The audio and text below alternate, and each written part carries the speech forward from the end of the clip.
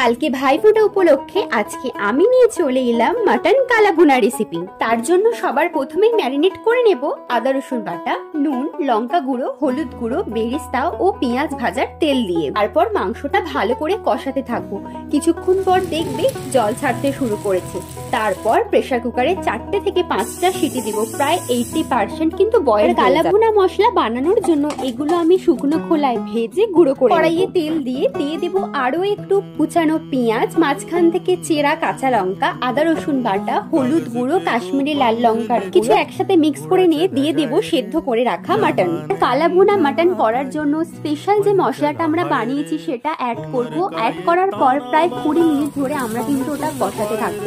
তোমরা নিজেরাই দেখতে পাবে কালারটা আস্তে আস্তে চেঞ্জ হতে শুরু করেছে। তোমরা দেখে বুঝতে পারছো তো মাংসের কালারটা কিভাবে চেঞ্জ হয়েছে।